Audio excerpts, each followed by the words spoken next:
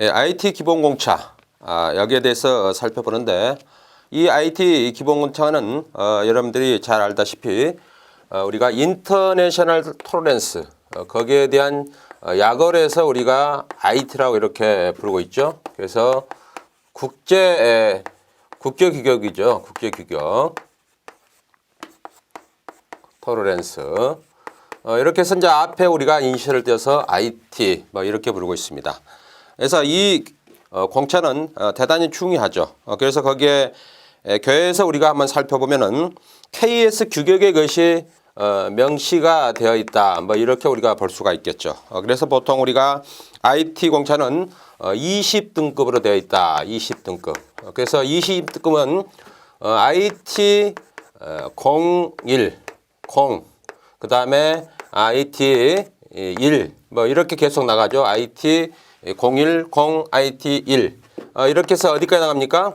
IT 18등급까지 해서 이것이 바로 우리가 20등급으로 이렇게 구분이 됐다는 거 사실 알아두시기 바라고 그 다음에 또한 우리가 0에서 0mm에서 500mm까지 여기는 또 우리가 어떻게 또 구분이 됐냐면 여기는 결국은 이 위에 있는 KS 규격에 있는 IT 20등급으로 그대로 우리가 되어 있죠. 그래서 IT 01에서 그 다음에 IT 0, 그 다음에 IT 1 이렇게 해서 18까지 나가죠. 그래서 20등급으로 되어 있고 그 다음에 또한 500에서 500mm에서 어디까지입니까? 거기에 나와 있는 것처럼 3150 밀리미터까지 밀리미터까지는 얼마로 됐죠?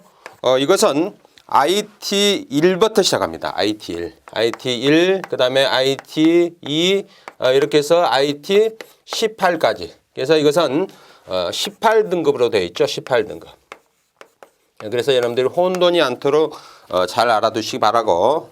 또한 우리가 IT의 그 축을 기준했을 때 축을 기준시 어떻게 또한 우리가 분류가 되냐면은 거기에 나와 있는 것처럼 결국 우리가 게이지류 그래서 게이지류는 상당히 정밀해야 되겠죠. 이것은 IT 얼마입니까?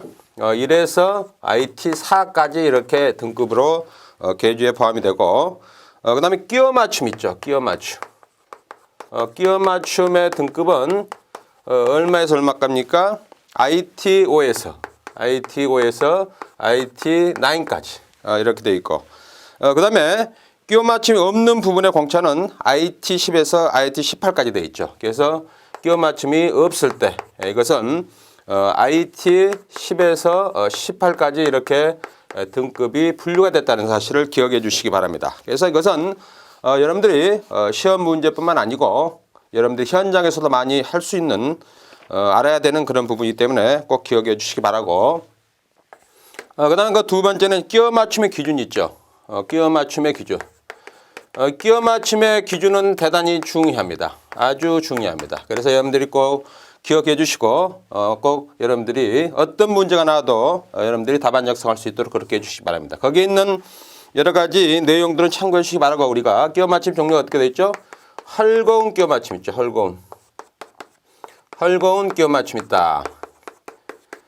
그래서 이 헐거운 끼워 맞춤은 어떻게 되죠? 우리가 자주 분해라든가 혹은 조립을 해야 될 부분 뭐 예를 들어 뭐 손잡이 같은 게 되겠죠. 손잡이가 어느 정도 정밀을 하면서도 뭐 이것을 뺐다 꼈다 할 때 우리가 주로 사용하고 있는 그런 헐거운 끼워 맞춤 또한 그 외에도 우리가 기계 부품에서 그렇게 정밀을 요하지 않으면서 그것을 조립해서 우리가 어떤 역할을 할 수 있게 하고자 할 때 우리가 헐거운 끼워 맞춤을 하고 있다.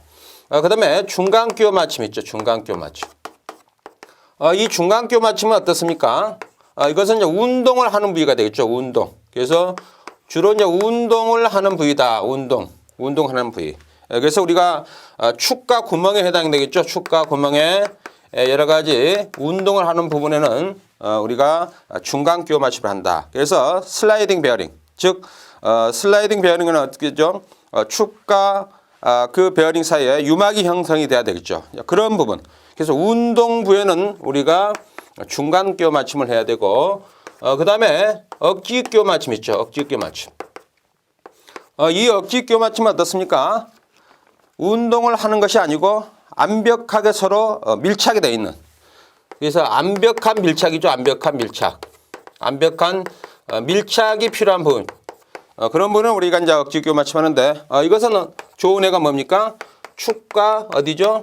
베어링의 내륜의 어떤 관계가 되겠죠. 그런 부분은 움직이면 안 되겠죠. 그와 같이 우리가 여러 가지 이렇게 세 가지로 분류하고 거기에 관련된 예를 들어서 여러분들이 설명할 수 있는 그런 상태는 돼야 됩니다. 그 다음에 거기 실내가 나와 있죠. 그것도 참고해 주시기 바라고. 다음 두 번째는 자동 하중 브레이크입니다. 자동 하중 브레이크.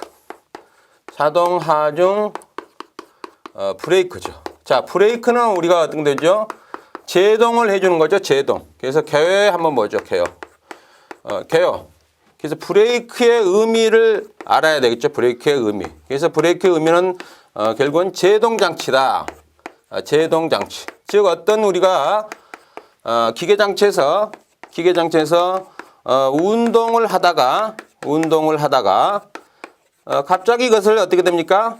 정지를 해야 되겠죠. 물론 뭐 스위치를 끄면은 정지는 되겠지만 시간이 많이 걸리죠. 그 간섭 때문에 계속 지속적으로 회전을 하려고 하는 그런 어떤 타이밍이 있겠죠. 그것은 상당히 어떻게 보면은 시간이 깁니다. 그래서 그것을 어떻게 됩니까?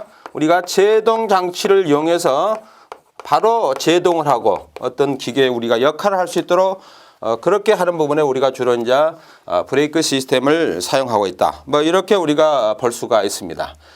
또한 여기서는 자동 하중이라는 것은 브레이크가 우리가 어떤 발에 의해서 그래서 어떤 그 인간의 어떤 힘에 의해서 브레이크를 우리가 잡을 수도 있겠지만은 자동차 예를 들면 우리가 자동차 페달을 밟으면은 제동력이 발생하죠. 그렇지만 여기서는 어떻게 됩니까? 여기서는 결국은 하중에 의해서 하중 즉 무게에 의해서 우리가 브레이크 제동이 걸리는 그런 상태를 우리가 자동 하중 브레이크다. 뭐 이렇게 해서 여러분들이 개요에다 설명하시면 될 것 같고 두 번째 본론에서는 결국은 자동 하중 브레이크가 여기에 결국은 제목이 되겠죠. 그래서 두 가지가 있다는 거. 거기에 있는 것처럼 원심 브레이크가 있습니다. 원심 브레이크. 원심 브레이크는 어떻게 됩니까? 뭐 여러분들 여기 의미가 벌써 들어가 있습니다. 그래서 원심력을 우리가 이용해서 결국은 제동을 하는 그런 장치를 의미하고 있다. 그래서 이 원심력이라는 것은 어떤 속도의 관계가 되겠죠. 그래서 어떤 속도가 이상이 되면은 제동이 걸리고 그 이하일 때는 계속 운전을 할 수 있는 어떤 그런 상태.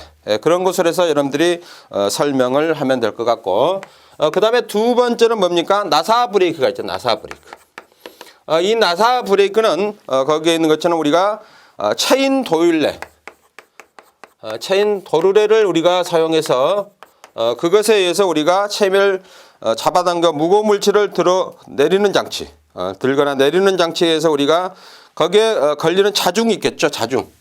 그래서 그 자중에 의해서 우리가 어떤 제동을 해주는 그런 원리를 이용하는 거다. 이렇게 우리가 볼 수가 있겠습니다. 그래서 여러분들이 이런 식으로 어떤 답안 약속을 하면은 크게 문제는 없을 것 같습니다. 그래서 핵심적인 부분만 제가 설명을 해드리니까 나머지 부분은 여러분들이 거기에다가 살을 붙여서 이렇게 할 수 있도록 그렇게 공부를 해 주시기 바랍니다.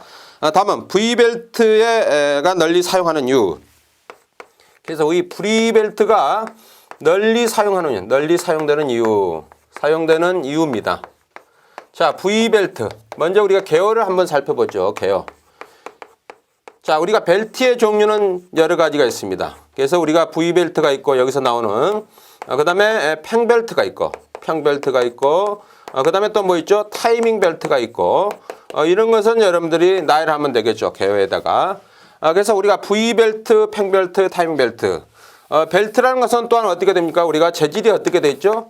재질이 대부분 고무 재질로 돼 있고 고무가 거기에 들어가 있죠. 그 다음에 여러 가지 거기는 나일론 이런 어떤 실들이 들어가서 결국은 재질을 형성하고 있다. 이런 것에 의해서 결국 좀 벨트를 우리가 사용하면은 여러 가지 우리가 동력을 전달할 때 어떻게 됩니까? 동력의 어떤 전달 장치에서 우리가 또한 볼 수가 있겠죠.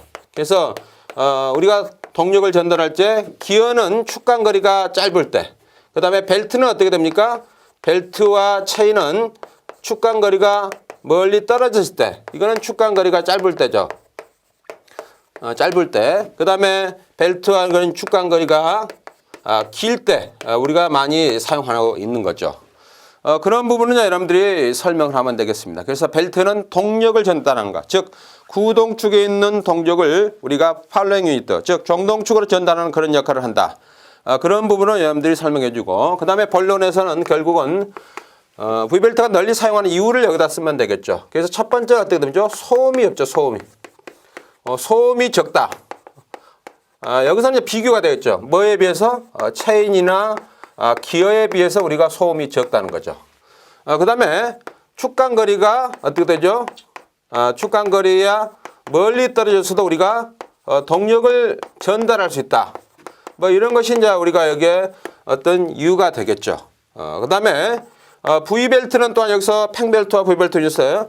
V벨트는 어떻게 됩니까? 또한 어떤 우리가 작동 중에 안전장치의 어떤 역할을 한다. 안전장치의 역할. 그 안전장치의 역할을 한다는 것은 뭡니까? V벨트가 이렇게 이제 풀리에 이렇게 감겨져 있겠죠. 그러면은 V벨트가 이렇게 지금, 이거 이제 V벨트 마찰력에서 결국은 회전하는 겁니다. 그래서 어떤 구동부, 즉 종동부에 어떤 부하가 걸리면은 슬립 현상이 발생하죠. 그래서 슬립 현상 때문에 결국은 우리가 어떤 안전에 문제가 발생하지 않는다. 그렇게 우리가 볼 수가 있겠습니다. 이와 같은 여러 가지 이유가 있는 거고, 물론 이제 단점에는 어떤 것이죠? 슬립이 발생하기 때문에 결국은 속비, 정확한 속비를 우리가 전달할 수 없는 그런 단점은 있습니다. 단점은. 그래서 그것도 여러분들이 기억을 해 주시기 바라고. 이렇게 해서 여러분들이 이제 벨트의 어떤 상태를 그리고 설명하는 것이 상당히 좋습니다. 그래서 여러분들이 기술사를 공부할 때 물론 여러분들이 서술형으로 이렇게 쓰는 것도 좋지만은 거기에 여러 가지 상태를 그림으로 표현하는 것이 대단히 중요합니다. 또한 거기에 참고로 여러분들이 V벨트 종류가 나와 있습니다. 그것은 참고해 주시기 바라고, 다음은 우리가 컨베어 벨트에 대해서 벨트 컨베어의 벨트 긴장 장치를 계략적으로 도시에서 설명하라. 그런 문제가 나왔죠. 그래서 벨트 컨베어입니다. 컨베어. 컨베이어에 여러 가지 벨트 긴장 장치가 있겠죠. 즉 이것을 우리가 테이크업 장치라고 하죠. 테이크업 장치. 그래서 테이크업 장치, 테이크업 장치에 대해서 우리가 그리고 설명하는 그런 문제가 나왔습니다. 자, 여기서도 우리가 개요를 설명을 해야죠. 그래서 개요는 문제마다 전부 다 여러분들이 이렇게 설명을 할 수 있도록 그렇게 해야 됩니다. 그래서 우리가 벨트 컨베어, 벨트 컨베어. 자, 벨트 컨베어는 어떻게 됩니까? 결국은 컨베어, 벨트를 이용해서 우리가 어떤 여러 가지 물건이나 부품을 어떻게 됩니까? 부품을 피딩 시키는 거죠. 이송시키는 거죠. 이송시키는 어떤 그런 역할을 한다. 자, 이렇게 우리가 이송을 시키는데 거기에는 어떻게 되죠? 적재량에 따라서 결국은 벨트의 상태가 어떻게 됩니까? 여러 가지 조건이 달라지겠죠. 그래서 이 벨트의 컨베어 벨트에 이렇게 물건이 이동을 합니다. 이동을. 이렇게 이제 이동을 하면은 이 물건의 어떤 상태에 따라서 결국은 벨트 컨베어는 처질 수도 있고 또한 그렇지 않을 수도 있고 여러 가지 조건이 각각각색입니다. 그 상태에 따라서. 자, 그런 부분에 따라서 우리가 어떻게 되죠? 항상 벨트가 어떻게 됩니까? 항상 벨트가 똑같은 조건, 같은 조건을 우리가 유지할 필요가 있겠죠. 그것을 우리가 유지해서 어떻게 되죠? 테이크업 장치가 필요한 거죠. 사실은. 그래서 즉 다시 얘기해서 이 부하에 이 컨베어 벨트의 어떤 적재량이 많거나 적은 것에 관계없이 테이크업 장치를 위해서 항상 벨트의 상태가 똑같은 조건을 유지하도록 해주는 것이 바로 테이크업 장치의 역할이 되겠죠. 이제 그런 부분을 여러분들이 설명을 해주면 될 것 같고, 그 다음에 2번에서는 결국은 벨트 컨베어 부분에서 테이크업 장치, 테이크 장치를 계략적으로 도시하고 설명하라. 이렇게 되는데 거기에 이제 그림을 한번 보시면서 설명을 한번 보죠. 그래서 왼쪽부터 한번 살펴보죠. 테일 풀리가 있습니다. 테일 풀리. 그래서 테일 풀리는 뭐 여러분들이 거기에 있는 것처럼 테일이 뭐죠? 꼬리죠, 꼬리. 그래서 꼬리 부분에 이제 롤러가 되겠죠. 그래서 테일 풀리가 있고, 그다음에 스냅 풀리가 있고, 스냅 풀리. 밑에서 받쳐주는 거죠. 롤러, 벨트가 이렇게 결국은 그 테일 풀리에 딱 접착이 되도록 그렇게 받쳐주는 역할을 하는 것이 바로 여기에 결국은 스냅 풀리가 있고, 그 다음에 아이언 스크래퍼가 있고, 임팩트 롤러가 있어요. 임팩트 롤러는 어떻게 되죠? 로딩 슈트, 즉 거기서 여러 가지 적재물이 거기에 이제 호퍼에 이렇게 들어가겠죠. 그때 충격이 있겠죠. 그 충격을 우리가 잡아주는 역할을 하는 것이 바로 임팩트. 그래서 충격이죠. 임팩트라는 것은. 그래서 임팩트 거기에 롤러가 있습니다. 그 다음에 캐리어 롤러가 있죠. 캐리어 롤러는 어떻게 됩니까? 그건 이제 구동 롤러가 되겠죠. 구동 롤러. 그래서 거기에 이제 모터가 있어서 결국은 그것이 계속 어떻게 됩니까? 이렇게 구동을 할 수 있도록 그렇게 해줘야 되죠. 단 거기서 구동이 되려면 어떻게 되죠? 위에 있는 벨트의 어떤 접촉 상태가 그 캐리어 롤러에 완벽하게 접촉이 돼야만이 구동이 되겠죠. 운반을 해줄 수 있는 역할을 하겠죠. 그 다음에 캐리어 축 벨트가 있고, 그 다음에 트리퍼가 있고, 그 다음에 디스차지 슈트가 있습니다. 다시 여기서 이제 또 충전시켜주는 그런 슈트가 있겠죠. 그렇게 돼 있고, 그 다음에 맨 마지막에 헤드 풀리가 있습니다. 헤드 풀리. 자, 헤드 풀리는 뭡니까? 결국은 메인 풀리가 되겠죠. 여기는 이제 결국은 모터 장치가 있고, 이것이 바로 이제 결국은 어떻게 됩니까? 드라이빙 유니트가 되겠죠. 구동력을 발생해 줄 수 있는 그런 역할을 하는 것이 바로 헤드 풀리가 되겠고, 그 다음에 그 밑에가 이제 테이커 풀리가 있습니다. 여기서는 한쪽만 나와 있는데, 이 테이커 풀리는 어떻게 되죠? 여러 군데 우리가 그 조건에 따라서 설치를 할 수가 있겠죠. 테이크업 장치. 그래서 결국은 긴장측이 되겠죠. 긴장측으로 되겠죠. 그래서 이 테이크업 장치는 어떻게 되죠? 벨트의 어떤 상태, 즉 컨베어 벨트의 어떻게 되죠? 컨베어 벨트의 상태를 항상 똑같은 조건으로 유지하기 위해서 우리가 어떻게 되죠? 테이크업 장치를 사용하고 있다는 사실입니다. 그래서 그와 같은 것은 뭐 이 컨베이어 벨트뿐만 아니고 우리가 여러 가지 자동화 라인에서 벨트를 이용해서 여러 가지 부품을 운반할 때도 사용하고 있습니다. 그래서 여러분들이 여러 가지 산업시에서 적용할 수 있다는 것을 사실을 기억해 주시기 바랍니다.